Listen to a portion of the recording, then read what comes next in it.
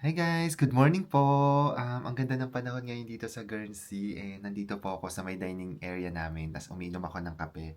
Nagbe-breakfast po ako ngayon. Tapos, meron po akong balita. May na-receive akong email at lumabas na yung result ng aking exam. So, ito na yung result niya and sinabi dito na I am pleased to advise you that you have passed. Yes! Pumasa po ako.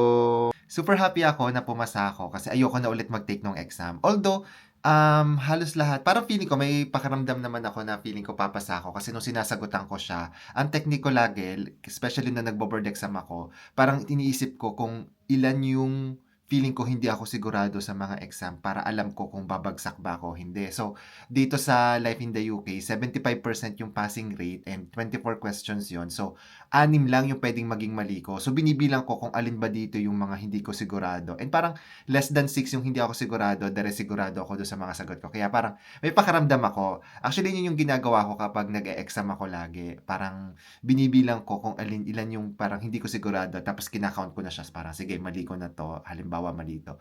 Para alam ko kung pasado ba ako o hindi. Yan.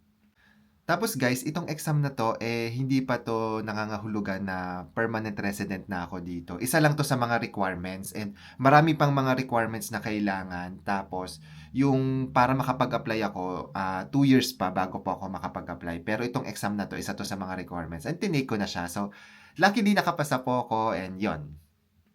Tapos guys, alam nyo, habang nagre-review ako, tsaka nung nagtitake ako nung exam, naalala ko nung time na nagre-review ako for my CPA, yung CPA board exam, nung time na yun, hirap na hirap talaga ako kasi 7 subjects ba naman yung kailangan mo reviewin. Tapos parang hindi ako confident sa sarili ko. Buti na lang, si Kuya Ryan, lagi niya ako minomotivate. Tapos kapag sobrang burnout na ako or yung tipong parang feeling ko hindi ko na kaya, magsasabi ako sa kanya, may message ako, Kuya Ryan, parang ayoko mag-take ng exam ngayon. Parang pwede ba next time na lang ako kasi parang hindi pa ako confident, hindi ako comfortable na mag-take ng exam. Sabi niya, ay nako, hindi pwede, kailangan mo mag-take ngayon. So, gagawin niya, yayayain niya akong lumabas, bibigyan niya ako ng mga inspirational talk, tapos lilibre niya ako kumain ng masarap. So, yun, ganun yung kuya ko noon. Siguro dahil yung kuya ko CPA din and pinagdaanan niya yung mga pinagdadaanan ko no na paano mag-aral at saka mag-take ng exam kung gaano yung pressure. Kaya siguro alam niya kung ano yung mga dapat sabihin sa akin at saka ano yung dapat gawin sa akin nun. So, very swerte ako na may kuya ko na nandyan nung time na nagre-review ako kasi ang hirap talaga, umiiyak talaga ako nun guys. And luckily, pumasa naman ako ng one take lang. And ayun, super happy ako and super happy din yung kuya ko. Kasi siya yung nagpaaral sa akin simula nung college hanggang nung nagre-review ako. Siya yung tumulong sa akin noon.